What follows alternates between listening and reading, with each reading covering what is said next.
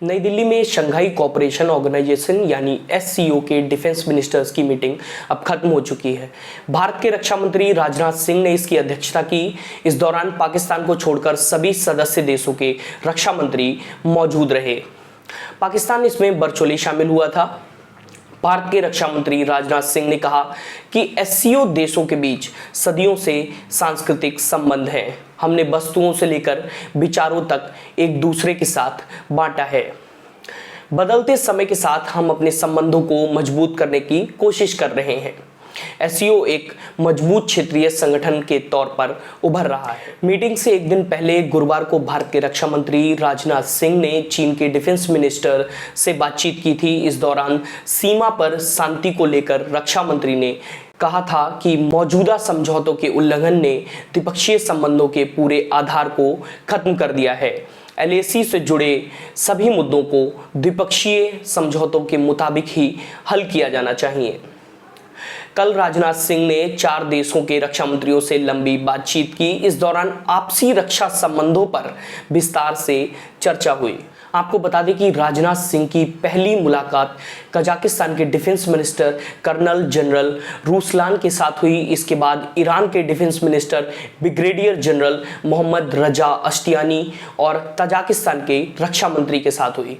सबसे आखिर में राजनाथ सिंह ने सबसे अहम मुलाकात की, जो कि चीन के डिफेंस मिनिस्टर ली शेगुफू के साथ हुई और सभी की निगाहें इस पर थी, क्योंकि गलवान झड़प के बाद चीन के डिफेंस मिनिस्टर की यह पहली भारत यात्रा थी।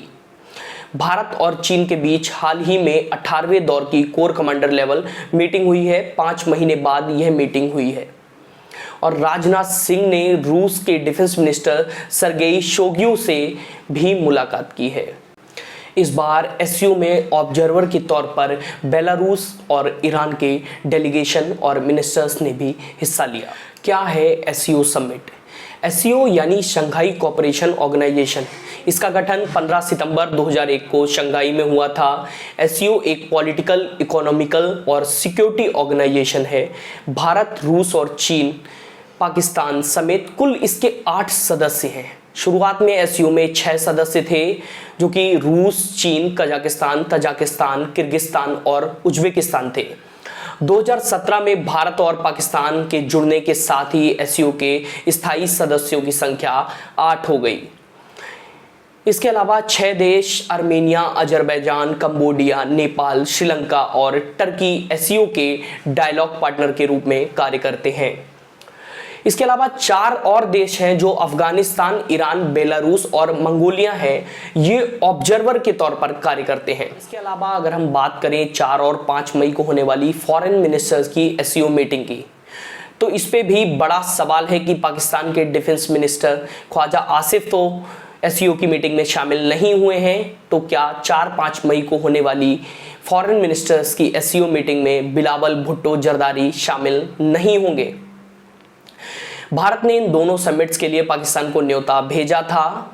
पिछले हफ्ते पाकिस्तान ने कहा था कि foreign ministers Bilawal Bhutto Zardari SCO summit के लिए भारत जाएंगे।